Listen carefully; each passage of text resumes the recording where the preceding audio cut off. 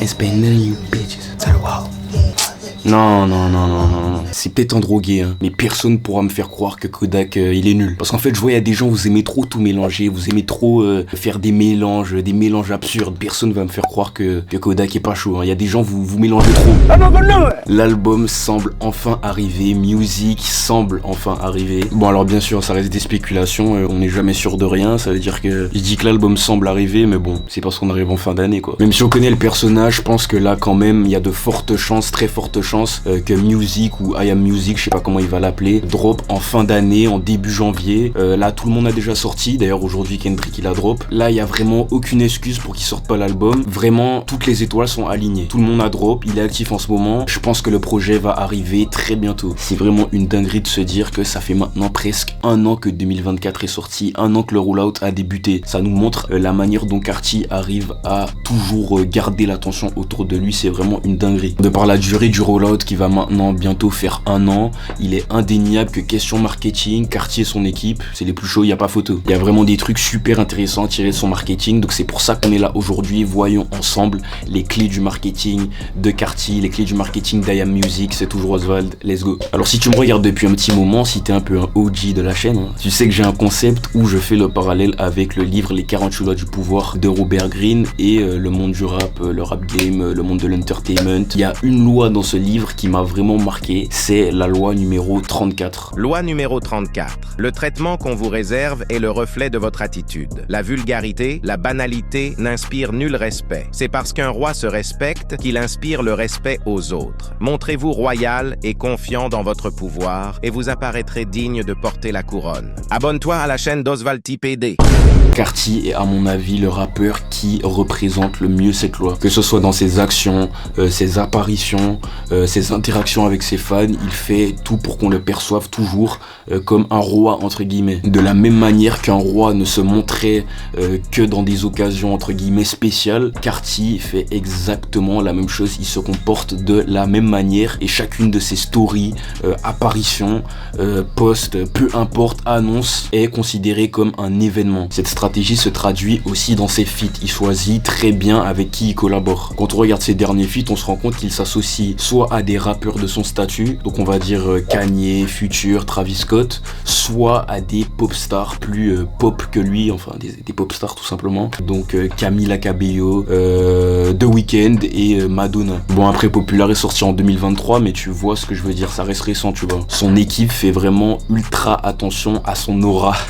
Bref, son équipe fait vraiment attention à son image, tu vois. Ils font vraiment tout pour qu'il ait une image de méga star, entre guillemets. Donc voilà, frérot, je suis désolé de te l'annoncer, mais c'est pour ça qu'on n'a jamais eu et qu'on n'aura jamais de feat Carti Destroy Lonely, Carti Ken Carson, enfin Ken Carson peut-être, je sais pas, ça dépend de l'ampleur qu'il prend. Carti Homicide Gang encore moins, de toute manière, on sait ils sont là juste pour la street. On pourra peut-être avoir ces collabs en tant que folique, mais à mon avis, ces trucs-là ne sortiront jamais de manière officielle, ça m'étonnerait. C'est aussi pour ça qu'il a choisi de pas clear son couplet pour Lato sur Blixum, tu vois. Tout ça, c'est des choix marketing, tout ça, c'est calculé, c'est lié au personal branding. D'ailleurs, au passage, il est vraiment trop lourd ce son, hein. Franchement, Lato, ah non, le son écrase. Chaque featuring que Carti fait joue sur son statut et son équipe en a pleinement conscience. Et pour continuer sur cette notion de royauté, il y a aussi un truc qui est factuel, c'est que un roi ou un gouvernant est par nature une figure polarisante. Gouverner, être à la tête du pouvoir signifie prendre des décisions et faire des choix qui ne plairont pas à tout le monde. Et en innovant constamment et en jouant toujours plus avec les attentes de ses fans, il endosse pleinement ce rôle. C'est super intéressant, il n'hésite pas à déplaire, à frustrer les gens, à décevoir les gens. Pourquoi ? Parce qu'il sait très bien que l'indifférence est bien pire que la haine ou la frustration. Carti fait constamment parler de lui, que ce soit dans ses choix artistiques, dans ses choix de nouveaux sounds, dans ses choix vestimentaires, dans ses mensonges surtout. Mais ce que beaucoup de gens ne comprennent pas, c'est que c'est toutes ces critiques, toutes ces controverses qui lui donnent du jus et qui vraiment lui permettent de maintenir l'attention qui tourne autour de lui, tu vois. De la même manière qu'un souverain divise pour mieux régner, il fait exactement la même chose. Il polarise et il force les gens à avoir un avis sur lui. Ce caractère polarisant est une vraie arme parce qu'il garde l'attention du public toujours engagé, que ce soit dans l'admiration ou dans la haine. Moi, comme je l'ai dit, à mon avis, il y a de fortes chances qu'il drop en fin d'année ou peut-être à Noël pour vraiment associer son personnage à un grand événement festif qui est imprégné dans notre imaginaire collectif à quasiment tous, tu vois. Il l'a fait en 2020 avec Ladder Red et ça rentre tout autant dans l'attitude royale, tu vois. Ça lui permet vraiment de s'inscrire dans un moment universellement marquant pour quasiment nous tous, tu vois. Parce qu'en fait, ce qui va se passer, c'est que de manière inconsciente, on va associer le Nouvel An ou Noël, enfin des grands événements comme ça à Carti, tu vois. En gros, quand il fait ça, il se met vraiment au niveau de ces fêtes qu'on attend tous, tu vois. Il vole entre guillemets le prestige de ces fêtes pour se l'accaparer un petit peu. Je sais pas si tu vois ce que je veux dire. Et ça, marketingment parlant, c'est vraiment très très très fort, hein. Vraiment, les gens se rendent pas compte à quel point lui et son équipe, ils sont choqués sur marketing. Mais quand tu combines ça au fait que tout le monde attend le projet, d'un côté, tu pourrais te dire que c'est pas un truc qui est très smart à faire parce que durant ce genre de grandes fêtes, les gens ont autre chose à faire qu'écouter des albums, tu vois. Mais quand t'es un artiste avec la stature de Carti combiné au fait que tout le monde attend le projet, non, franchement, c'est trop fort, c'est trop smart. Mais cette attitude n'est pas la seule combine que lui et son équipe utilisent pour maintenir constamment l'attention. Ils utilisent aussi une deuxième stratégie marketing brillante. Moi, je l'appelle la balançoire. Donc alors pour illustrer cette technique, on va prendre pour exemple les deux périodes de cette année. La première est celle entre Different Day et Carnival et la deuxième est entre Carnival et All Red. Donc alors la première phase de la balançoire commence vraiment à la sortie de Different Day qui marquait son retour officiel. Il est vraiment sorti de nulle part. Après ça, on a eu 2024 et Outbayer dans le même mois, Backroom et Evil Jordan en janvier, Carnival et l'incident Adin Ross en février, 2024 Music et Type Sheet, Ketamine et I Love It qui ont clôturé cette première phase. Donc pendant cette première phase, Carti était actif et de retour. Il a drop des sons, il était en featuring, il a apparu partout, enfin voilà, c'était la première phase, il était actif. Faut comprendre que le but de cette première phase est vraiment de chauffer, d'hyper et surtout de provoquer l'appétit du public. Le but est vraiment de donner le juste milieu de ce qu'il faut au public pour vraiment augmenter et exciter son intérêt sans pour autant le saturer. Et en fait, de par la dynamique de cette technique sur le long terme, chaque première phase de balançoire devient un événement et il arrive toujours, quelle que soit la situation, quel que soit ce qui se passe dans le paysage, à toujours ramener l'attention autour de lui. Tous les retours de Carti après des longues périodes de silence deviennent des événements. Et ces périodes d'absence sont tellement radicales qu'il peut marquer son retour avec absolument n'importe quoi, que ce soit une story, un post Insta, un snippet, enfin ils peuvent revenir vraiment avec n'importe quoi. C'est vraiment comme ça qu'il a toujours procédé et si tu remarques bien, ces périodes d'activité ne sont jamais trop explicites. Il reste toujours d'une certaine manière un peu inaccessible, mystérieux, enfin voilà, t'as capté. C'est jamais trop explicite, tu vois, ça reste quand même subtil. Psychologiquement, cette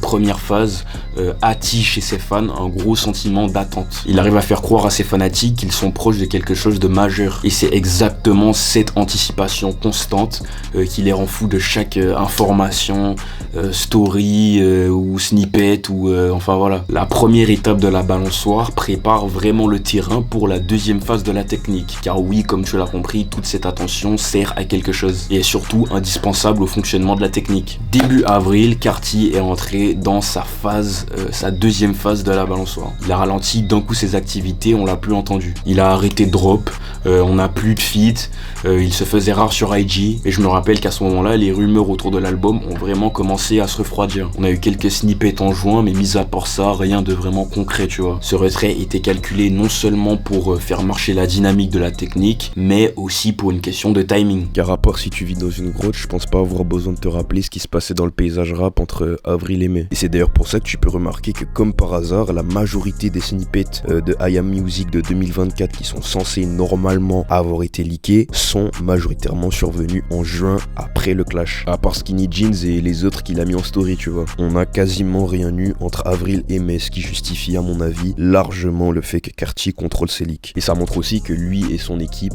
prennent le marketing très au sérieux, ils prennent pas ça à la légère, tu vois. Et ils ont bien raison, hein. Quand tu vois le succès de Carti, quand tu vois la folie de sa fanbase, tu te rends compte à quel point ils ont raison d'être autant sur le marketing, ils ont raison d'être aussi focalisés sur ça. Et ce qui est bien avec ce genre de moment là, c'est qu'on se rend compte à quel point la chance ça veut rien dire, tu vois. Les gens qui disent ah ouais, tous ces gars là ils ont de la chance, oui ils ont tous eu de la chance, mais en fait ce que les gens comprennent pas, c'est que la chance et la réussite de quelqu'un, quel que soit le domaine, c'est le travail qui rencontre l'opportunité. Donc voilà frérot, ferme ta gueule, travaille pendant 5 ans s'il le faut, travaille pendant 10 ans, travaille dans l'ombre, dis rien à personne et après, à ce moment-là, tu pourras te plaindre, tu pourras te dire ah ouais, le monde est contre moi, ah ouais, j'ai pas de chance, ah ouais, j'ai pas d'opportunité. Si tu restes assis sur tes fesses comme un con et que t'attends l'opportunité, que t'attends la chance, que t'attends l'idée qui va tomber du ciel, qui va te sauver, qui va te rendre riche, bon courage, hein. Putain, ça se transforme, là c'est devenu une vidéo free game. Le but de la deuxième phase de la balançoire est vraiment de marquer une absence brute et soudaine pour vraiment frustrer le game, tu vois, frustrer sa communauté. C'est exactement cette phase qui décuple la dépendance des fanatiques. Surexcité par le run de single non officiel de début d'année, on s'est tous un peu excités et surtout on s'attendait à l'album. Ce qui fait que quand la deuxième phase de la balançoire a débuté, les fans hardcore sont vraiment devenus fous. Somebody got killed that nigga, bro. Ain't no way. Plus l'absence s'est prolongée et plus les fans ont commencé à s'énerver. Et c'est exactement à ce moment précis que le piège de la balançoire s'est refermé. Quand tu observes la situation du premier œil, tu pourrais dire que c'est pas très malin de la part de Carti d'agacer et de décevoir ses fans sans arrêt. Mais si tu te dis ça, c'est que t'as pas compris l'essence de la balançoire. Si t'as toujours pas compris la technique de la balançoire, frérot, t'inquiète pas, Oswald du montage est là pour toi. Je vais t'expliquer, ça va bien se passer. On va aller dans les extrêmes, on va faire un petit quiz. Mets ta réponse en commentaire, s'il te plaît, frérot. Ça m'intéresse vraiment. C'est pas du tout pour le référencement de ma vidéo, c'est pas du tout pour faire péter ma vidéo. Non, c'est pas pour que je perds, c'est juste parce que ta réponse m'intéresse vraiment, frérot. Donc mets ta réponse en commentaire. Alors, pourquoi les montagnes russes ont toujours eu tant de succès dans le temps? Réponse A, parce qu'elles combinent vitesse et créativité dans leur design. Réponse B. Réponse B, parce qu'elles sont palpitantes. Réponse C, parce qu'elles permettent de tester la solidité des ceintures de sécurité.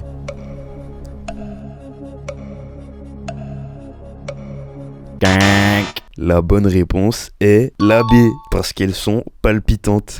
Les êtres humains ont toujours aimé les expériences palpitantes. Quand t'es dans un manège, ça monte, ça descend, ça accélère, ça freine, puis ça redescend, puis ça freine encore, puis ça accélère. Ça paraît bizarre, mais on aime ce genre de trucs parce qu'ils nous font passer de 0 à 100 en moins de 2. Parce qu'ils nous font ressentir des grosses émotions, parce qu'on se sent vivant, tu vois. Et c'est exactement la dynamique que Carti provoque avec tous ses mensonges. Quand Carti hype tout le monde et qu'il disparaît d'un coup du jour au lendemain, il fait ses fans se sentir vivants. Il n'y a rien de pire pour la carrière d'un artiste que la monotonie. Car je l'ai déjà dit dans la vidéo sur Uzi, je crois, mais le jour où un artiste meurt est le jour où il arrête d'explorer. Le jour où il devient plat, lisse et prévisible. Et qu'est-ce qu'on voit maintenant depuis début septembre ? Son retour. Il est actif et il reprend la première phase de la balançoire. On a vu une espèce d'interview Billboard, enfin si on peut dire que c'est une interview. All Red, Play 10 vendredi, des snippets, l'ouverture des précommandes. Il est même rentré dans le bif à Destroy Lonely et Lucky. Et bien évidemment, toujours plus de feat pic, ça bouge pas. Et par contre, petite précision, quand je dis... Quand je dis fit pic, c'est F-I-T, fit pic, l'outfit. Enfin bref frérot, c'est tout pour aujourd'hui, on a bien discuté, là je suis bien... Là je suis en train de faire le montage, je suis fatigué frère. Enfin bref, j'espère que la vidéo t'a plu mon frérot. On s'attrape bientôt, reste focus, reste concentré sur toi. On peut accomplir tout ce qu'on veut dans cette merde frérot, le monde est à nous. On s'attrape bientôt, stay great. Viens sur X, viens sur X, viens sur X, viens sur X.